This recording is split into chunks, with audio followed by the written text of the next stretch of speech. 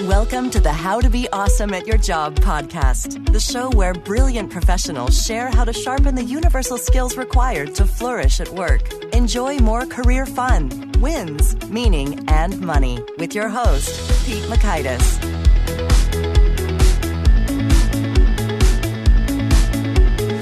Hello, and thanks so much for joining us here for episode 218 with Louisa Jewell. We are talking some positive psychology insights for making more self-confidence happen, experiencing it, and enjoying the benefits. So you'll learn 1, how self-doubt holds us back. 2, the mindset that prevents failures from impacting your self-esteem. And 3, best practices for boosting your self-confidence. So if you'd like to take a look at the show notes or the transcript or the links to items that we referenced here, you'll find that on over at awesomeatyourjob.com/ep218. And while at awesomeatyourjob.com, I encourage you to check out some of our handy stuff. One I'll point you to today is the 10 Days to Winning at Work email course. And this is a series of bite-sized, actionable tidbit excerpts from my enhanced thinking and collaboration training programs I do with teams. And it's pretty cool. With the before-after studies, we've seen that folks are able to slash on average about 86 minutes of waste out of their work week per person, which is pretty cool. So I share some of the most tactical email communicable ways of doing that, whether it's pushback to get out of meetings you don't need to be at or clarification to minimize rework it and those sorts of things. So you can get home early or have more time for cool creative type work. So that's the 10 Days Winning at Work email course over at awesomeatyourjob.com. But now here is Louisa's story. Louisa Jewell is a speaker, author, and Canada's leading expert on the topic of positive psychology, who has facilitated thousands of people towards greater flourishing, both at work and in their personal lives. In 2012, Louisa founded the Canadian Positive Psychology Association, an organization that brings together leading-edge researchers and practitioners from across Canada to disseminate the knowledge of positive psychology to improve the psychological health of all Canadians. Here's Louisa. Louisa, thanks so much for joining us here on the How to Be Awesome at Your Job podcast.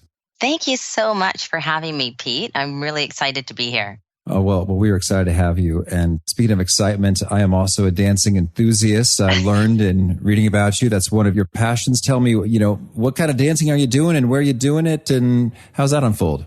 Well, I just love to go out with my girlfriends and dance. And it's interesting because we'll even have parties at home. And the next thing you know, the music is going, the 70s disco is up and we're all dancing. So I just love to move my body and be free and have a good time. I think it's a great way to just unplug and feel free.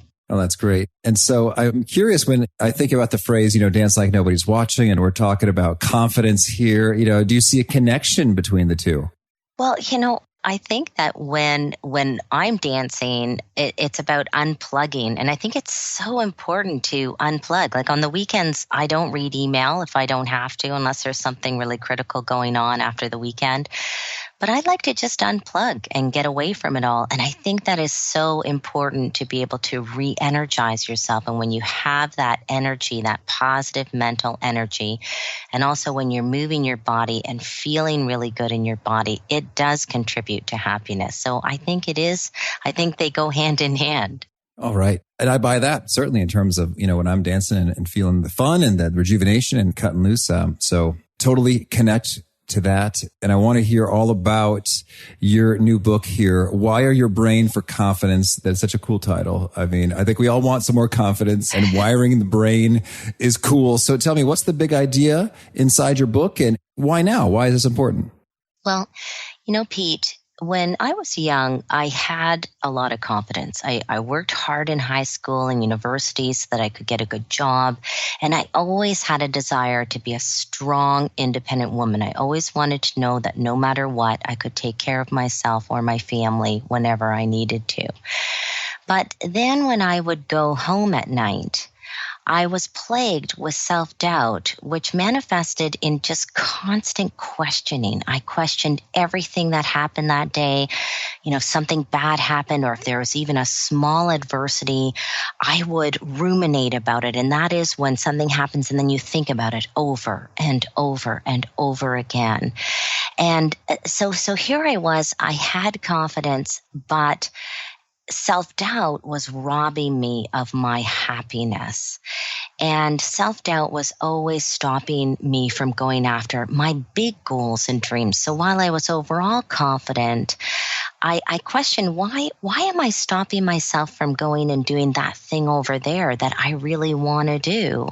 That is something that is a dream and a bigger goal that I have. And so I was curious about self-doubt and how it was stopping me from going after my big goals and dreams. And I realized that I had to learn and develop a different kind of confidence. And when I went back to school and did my Master of Applied Positive Psychology degree at the University of Pennsylvania, I discovered that there's different kinds of confidence. And I discovered a much more action-oriented kind of confidence, a more situation-specific confidence, and it's known as self-efficacy in the science. And once I learned the formula for that, I really started going after everything I wanted without the questioning, without the anxiety, without the stress. I had learned how to have this calm, peaceful, powerful confidence as I went about accomplishing. And that's when I realized that really confidence goes hand in hand with happiness. You see, when we're not afraid to professionally stand up for ourselves or to confidently say, no, I don't want to do that, or yes, I want to do that, even though I'm scared out of my mind to go do it. When you have the confidence to do those things, you fashion a life for yourself where you can show up in the world as your true, authentic self, and you can create the life that you authentically want to live. And that is what I felt was true happiness. And when I discovered that formula, I knew that I had to write about it and share it with the world. Okay, understood. Thank you. And so, well, that sounds like some great stuff, calm, peaceful, powerful confidence. I mean, you talk about different types of confidence and self-efficacy. And I've read a little bit from Dr. Albert Bandura in the research on self-efficacy, and it's cool stuff. So could you maybe orient us a little bit in terms of the distinction you made there, in terms of different types of confidence and what confidence is and isn't, just to frame it all up? Exactly. Yes. So, general confidence is just a feeling that we feel that we are capable and that we have the abilities and skills to be able to do what we need to do in general in our lives. We can confidently cope with what's going on in our lives.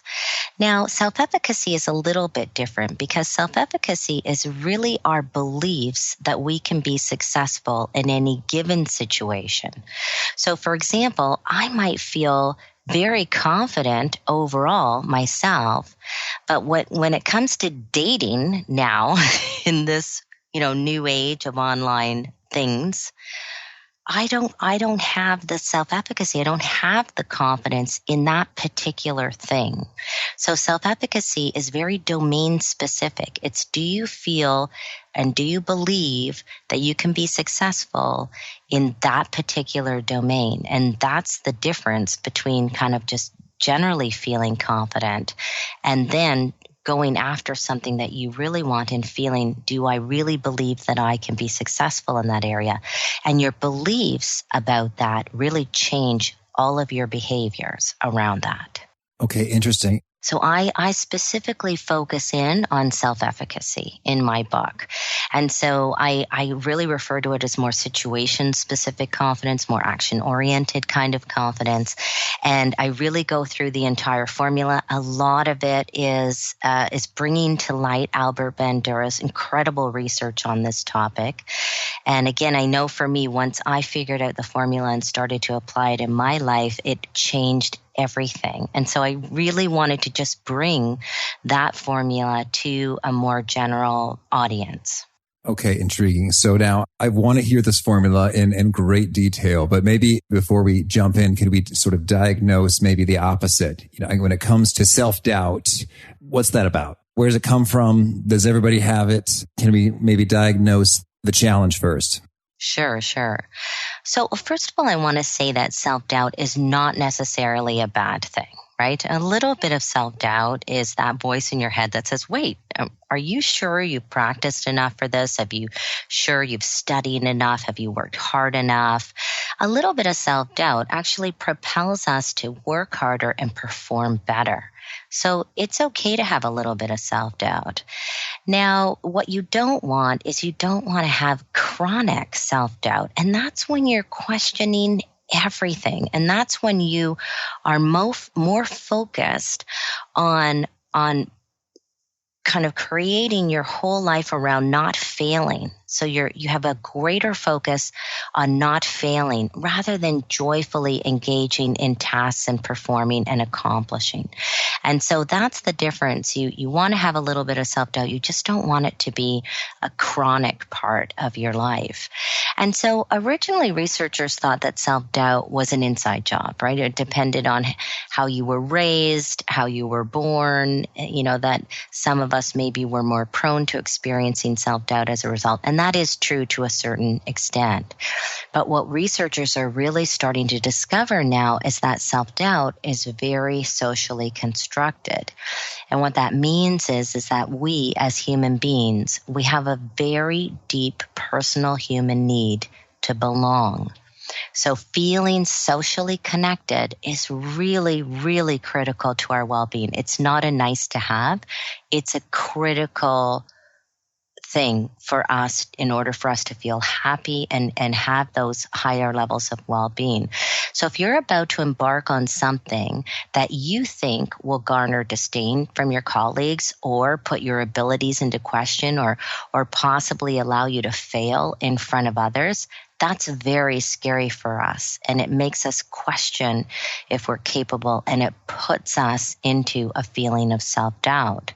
And the reason why and this is what researchers are also discovering, is that so many people are plagued with self-doubt because things are constantly changing. I'll give you an example. In the 90s, we were real pioneers, and we were trying to get more women into the field of technology. And I was at a technology event, and I was one of the organizers, and there was a sponsor who was there who said, Louisa, we really have to meet and talk, more about sponsorship. And I was great. I thought, this is wonderful. And I pull out my paper-based agenda, and he looks at me and he says, really? I mean, where's your Palm Pilot? I mean, he put myself into question. And I thought, oh my gosh, here I am. I'm not good enough now because I don't have a Palm Pilot. And that was kind of the, electronic tool of choice at the time in the 90s. And suddenly I felt I wasn't good enough. I was questioning. And so it was all new. And we find that the world is constantly changing. So it constantly puts into question, are we good enough? Are we meeting the standards? Do I need to know something else? Do I need to be something else? And so when we have all of that happening, it's natural for us to have these feelings of self-doubt on a regular basis. So it's not about whether you're ever going to eliminate self-doubt. It's about really learning, how do we manage it so that we don't have stress and anxiety over it? What are the tools that I can practice on a daily basis so I can keep it in check? All right. Well, then let's hear, what is this sort of step-by-step program to getting more self-efficacy going? Well, so I talk about the entire formula in the book, but one of the best sources of self-efficacy for us is to actually go. So say, for example, you have very low confidence in tennis playing. I have very low self-efficacy in tennis playing. All right. Now, what is important to understand is that there are some things that are more important to our self-esteem than others. My self-esteem is not invested in tennis. If I play a poor tennis game, it doesn't bother me, right? I don't think badly of myself. Whereas if you tell me that I didn't do a good job in one of my speaking gigs, that might really hurt me. That might affect my self-esteem if I get some really bad criticism around that. So there are some things that we're more highly invested in than others. And so different things that happen to us will affect us more or less depending on how invested we are in it. But say you want to go and you want to try something, you want to be better at tennis because it's really important for you and you really feel strongly that you want to get better at tennis, then the first thing is to really go and try and do it. Now, tennis might be a bad example, but say, for example, you're stopping yourself from going and trying tennis because you think, my gosh, I'm going to get to the club. I'm so horrible. I've never done it before. My mother always told me I was uncoordinated, so I'm really going to look like an idiot out there on the court. There's no possible way I could even fit myself into that little white suit. So forget it. I'm just not even going to go and try it. And so that can stop us when we're just thinking about going after and doing something. Just thinking about all the things that could go wrong can stop us. But the best way to build your self-efficacy is to go and do it anyway. And people say to me, well, thanks, Louisa. That's great because, if I had the confidence, I'd be going and doing it. So please tell me something different. So that really the strategy is to take a baby step. So maybe getting out there in the club and starting lessons is maybe too big of a jump for you because you don't want to be embarrassed. Maybe your first baby step is, sitting at your garage door or in front of a brick wall, hidden away somewhere where no one can see you, and you just start hitting the ball. Right? Mm-hmm. And so that's a baby step. Nobody's watching. Nobody has to see you. You can start watching some videos. So we also know that role modeling can be very important for us when we're trying to build our self-efficacy. If we can see, if I could see a woman who's my age just learning how to do tennis, if I can find some YouTube videos around that, I can say, well, if she can do it, I can do it. That builds my self-efficacy when I see others just like me being successful at something. But if I can take a baby step towards learning something new or towards moving towards a certain goal, like, for example, I always wanted to write a book my whole life. And it was kind of scary for me to think about it. And so what did I do? Well, I had someone who encouraged me to write an article for Positive Psychology News Daily. And that was a baby step for me to put something out there online. And I learned a lot about how to write an article, how to respond to internet criticism, how to respond to people who had commentary and opinions about what I wrote about.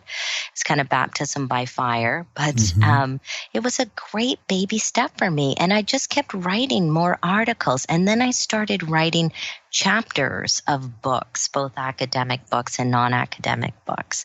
And that was helpful. That sort of took myself to the next level. So it's about taking baby steps, feeling good about it, learning from each step, and then saying, what's the next baby step that I can take that will teach me something new? Because once you start to learn something new and build on that, and then you learn something new and build on it, the next thing you know, those 10 baby steps has propelled you a big leap forward in feeling confident about what you're doing because you're feeling competent about what you're doing. And that kind of competence can really fuel your confidence. What I like about the baby step example is that you can experience a win, a victory. Like I did that. I hit the tennis ball against the brick wall. And that was what I set out to do, and I did it, and therefore, I succeeded. And so I think that feels good. I remember one time, a friend of mine, shout out to Ronnie, persuaded me to do some hot yoga. one day. It was like, I am not very flexible, and I'm also not very good at dealing with being hot. This sounds like something that really wouldn't be really super enjoyable. It's like, oh, but it just feels so amazing. You check it out, and so like, okay, because we're buds, I want to see what your life is like, and, I'll do this. And what I loved about the instructor was he said, oh, this is your first time? Okay, well, your goal today is to remain in the room for the hour-long session. And I said, that's awesome. Because It's like, then it's like, I see everyone doing all these crazy bends that I don't feel capable of doing. But it's like, hey, all I have to do is stay in the room. The guy in charge said so. So it's all good. Yeah. See, the instructor knew about self-efficacy. Oh, yeah. Right? Absolutely. And then I did feel more capable to, go do a couple yoga classes when my brother, invited me. It's like, oh, but sure. It can be just fine. And I'm still no master yogi, and I've only done a few ever, but it's sort of not like a spooky thing for me, having had a bit of that experience. And I was really intrigued by your point about there's some things we're more invested in than others. It's like we've attached our self-esteem to that. And we had Tom Bilyeu of Quest Nutrition, and a huge believer in Carol Dweck's mindset thinking about, talk about some of the similar principles when it comes to self-esteem and what you build it upon. And as you're talking, and what's connecting for me is that I think sometimes maybe we don't like what we see in terms of what our self-esteem is built upon. And I guess what I'm thinking, for example, I've noticed I have a weird tendency to not be great at returning products, that they don't quite work, they don't quite fit, they're, defective or didn't do what I was hoping they would do. And as we chat, it seems like for me, it's linked to, I guess I have some self-esteem attached to, hey, I'm capable of being really creative and doing great research and discovering things and solving problems and making the optimal, given all of the time, money, space, resource type constraints. And so when I buy a product to solve a problem and then it doesn't work, it really does kind of feel like a failure, like, I got beat, I lost this one. And so for the returns, part of it's because it's just a hassle to, try to find a box and, and, do all of that.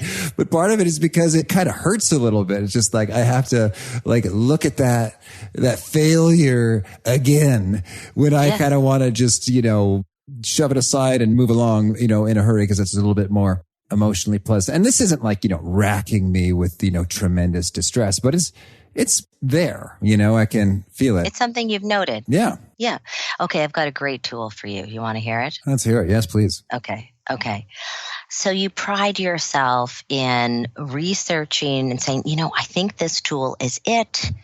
And so you take a certain amount of pride in that. That's part of your self-esteem. You say to yourself, it's part of your identity. Say, I'm good at this. I'm good at researching products and I know what to order. And so when it backfires on you, of course, it's natural for you to feel like, wow, I thought I was good at this. And, here I am. This tool really didn't work. And what you're doing there is you're making your accomplishment, you're making your self-esteem contingent on your accomplishing. Yeah. So you say, if I do a good job at researching and the product is good, then I feel good about myself. And if I do a job, I do research and the product comes back and is bad, I feel bad about myself. You see, You're allowing your self-esteem to be contingent on how well you do. So if you can make your self-esteem non-contingent on your accomplishments, then you can say, I feel like I'm pretty good at this and I feel pretty competent at this. I just don't always get it right. But that doesn't mean I'm not good at this, 85, 90, 95% of the time. It's just, sometimes the marketing materials don't always match how the thing works. And I'm okay with that. And I'm not always going to get it right. There's stuff that's kind of beyond my control. But I still feel good about myself, whether it goes well and whether it goes poorly. So the more we can separate ourselves whenever we're performing anything. So think about a new comedian, for example. New comedians have a hugely difficult job, at first, they're terrible, right? I mean, you start off, you're not very funny probably, right? If you're brand new. But how do you learn? You can only learn by going and seeing what people laugh at. So, you kind of have to be out trying it. But the more you can just book a gig after gig after gig and just keep learning without feeling bad about yourself, you are just going to be so much farther ahead than someone who just feels deflated and horrible after every performance. Absolutely. Well, and so I guess, that sounds like a dream. And I know many listeners here, they, when they're honest in some conversations we've had, it's like there's a bit more self-esteem is wrapped up into particularly job, career, work performance than we'd like at times. So it sounds like you were sort of giving yourself a nice little chat about, what things mean.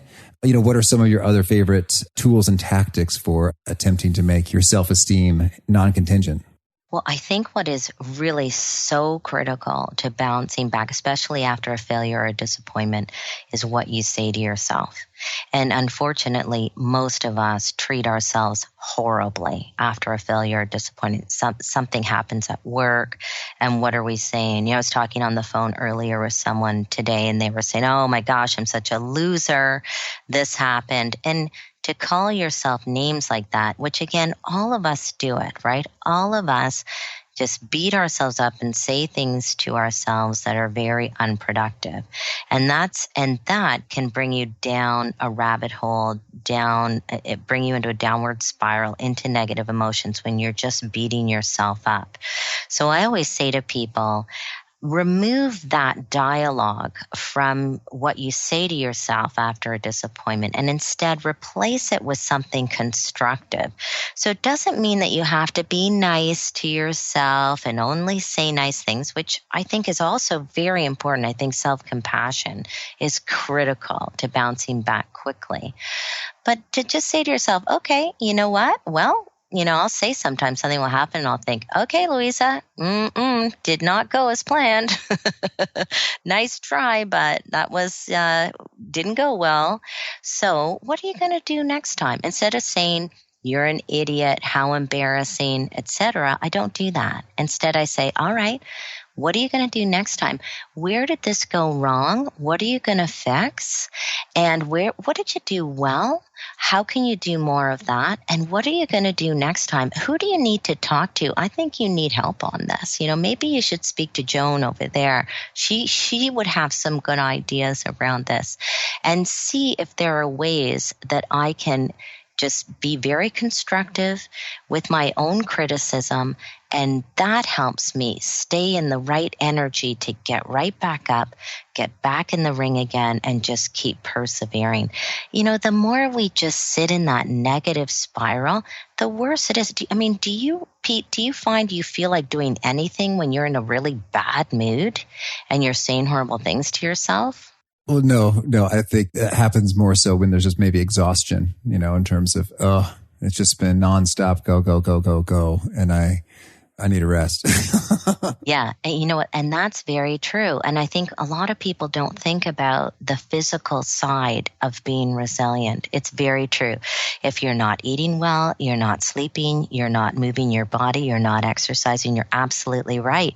We don't have any physical energy to help us be resilient and bounce back. You're absolutely right. So I think the more we can stay in that good energy physically and mentally, the easier it is for us to just get back up and keep going and trying again and persevering. Okay. Now, Louisa, these are so good. So watching what your self-esteem is affixed to, hitting the internal dialogue and keeping it sort of focused on being constructive. What can we do? Where can we go? Taking baby steps, role modeling. Can you share with us, are there any other sort of top tips or tools you'd really recommend for boosting self-efficacy? Yes. Another thing that's really important is visioning. So, and people talk about that, how, sit and do a mental rehearsal. So if I'm about to embark on something, I can sit quietly and I can mentally rehearse it. And I mentally rehearse myself having a successful performance, that boosts self-efficacy. Because oftentimes our brain is kind of tricked into believing if I believe I've already done it before, then that's just like as if I've tried it before, and that is going to boost my confidence. I can kind of trick my brain to say, you know what, you've done this before, so you can do it again. So it's not as powerful as actually going out and doing it and having a successful experience, but it is very powerful in terms of propelling that kind of self-efficacy that you need to move forward. And I find that when I can get myself into a rut, if I'm feeling like, things are not going as planned, every morning I engage in that visioning to keep myself, and that completely changes my physiology, and it puts me in a new state of mind that then I engage in the behaviors necessary to make stuff happen. So visioning can be very powerful. And the research shows not just visioning the end result. A lot of people will say just focus on the end result. But in fact, research shows that also envisioning the process of how you got there. So imagining the process that you would go through, even though you've never tried it before. Just imagining the process that you would go through actually is more effective than just envisioning the outcome. Excellent. Thank you. Well, now tell me, is there anything else you want to make sure to mention before we shift gears and hear about some of your favorite things? Well, no, you mentioned the work of Dr. Carol Dweck, and I think that is really important. So she talks about this idea of a growth mindset versus a fixed mindset. And a fixed mindset is really believing that you're kind of just born a certain way. And if you were born with it, then you're lucky and you've got it. And if you weren't born with it, well, too bad, you can't really get it. And when I was young and I read Carol Dweck's work, I realized, my gosh, I have a fixed mindset. I really believed you were kind of born a certain way. And yeah, you could kind of get better at stuff, but not really. And until I started to learn about her research around the growth mindset, and that actually if we have a different belief that we can get better at things, that we can work on things and become smarter at things, then that's when my whole life started to change. And I found that very, very enlightening. So I think her work is very important. And I did an interview with Carol Dweck a couple of years ago, and I said, Carol, your work really resounds with the self-efficacy research, Albert Bandura's research. And she said, well, Louisa, we were colleagues at Stanford for years. So of course his work influenced my work and vice versa. And so the self-efficacy research really goes hand in hand with the Carol Dweck's work on the fixed mindset and the growth mindset. Oh, perfect. Thank you. Well, now can you share with us a favorite quote, something you find inspiring? Yeah, so one of my favorite quotes that I discovered when I was very young is this one. Until one is committed, there is hesitancy, the chance to draw back, always ineffectiveness.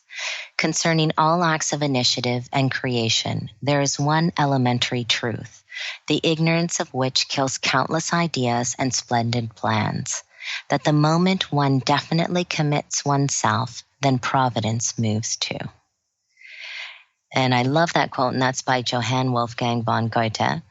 And I've just always loved that quote, that I think that when you have an idea and you have the confidence, go for it and persevere and be committed to it. Because once you do that, it's amazing how so many things can come together for you. All right. Thank you. And how about a favorite study or experiment or bit of research? Oh my gosh, I have a million studies that I just find so intriguing. But I really think one of my favorite studies of all time was conducted by Robert Rosenthal in the late 60s. We call them the Pygmalion studies. And what he did was he really wanted to test how beliefs become self-fulfilling prophecies.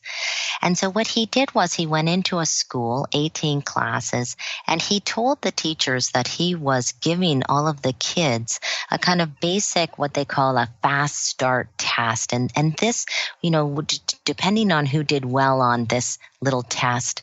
This would determine whether they would grow the most and learn and expand their IQ more than the other kids in the class.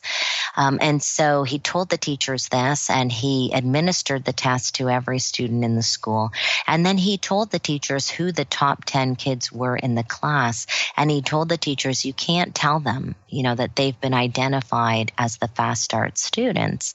And so then the year goes by and they test the kids again. And indeed, those kids actually did better than the other kids in every single class. And what he didn't tell the teachers is that he had actually chosen those kids completely at random.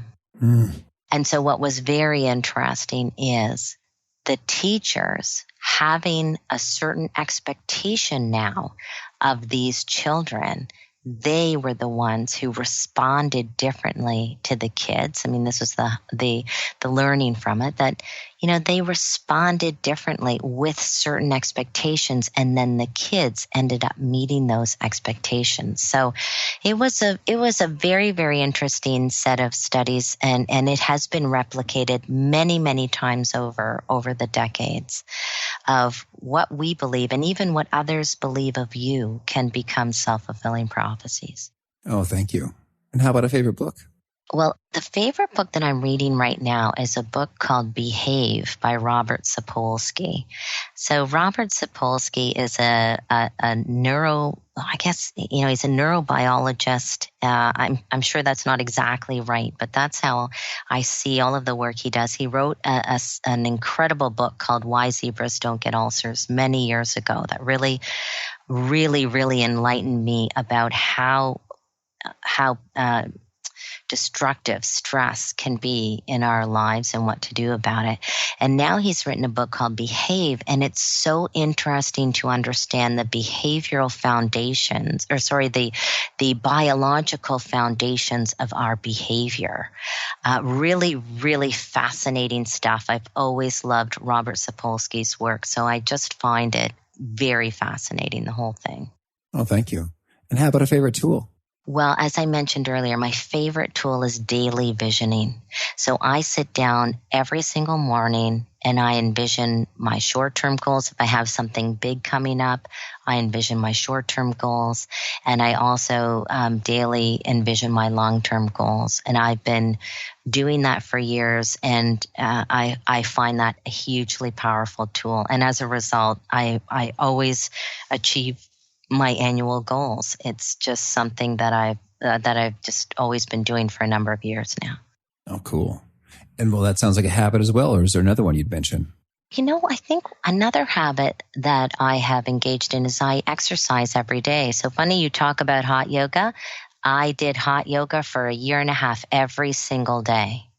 And I love the hot yoga. And I think now I do hot yoga, and I do CrossFit as well. Exercise, I think, is so critical to confidence and to feeling good and to optimal performance. I just think it's a very important thing for everything, for well-being and happiness too. All right. And when you do your interactions with the clients or you have reactions to your writings, is there a particular piece that you share that really tends to resonate with folks and you hear them reference it again and again? Well, I think it's really this understanding that confidence is not about your talents, skills, and good looks. Confidence is really about your beliefs about your talent, skills, and good looks. So it's really about your beliefs. Oh, that's great. Thank you. And if folks want to learn more or get in touch, where would you point them? Well, I think the best way to get in touch with me is to go to my website at louisajewell.com. And if they want to email me, I'm louisa@louisajewell.com. You can sign up for my I have a very short weekly podcast called Your Weekly Juice. And it's just tips and tools on how to conquer self-doubt and be more confident in your life. And that's the best way to keep in touch with me. All right. And do you have a final challenge or call to action you'd issue to folks seeking to be awesome at their jobs? Yes. I want people to think about, when they think about their job, what is the next big goal for you? What is the next big thing that you have? Or when you envision yourself 5 years or 10 years down the road, what do you want for your life when it comes to your career, whether you're working for someone else or whether you're working for yourself? And ask yourself, if you're hesitating or you're stopping yourself from going after that big goal, then ask yourself, what is one small, tiny baby step you can take today towards that goal?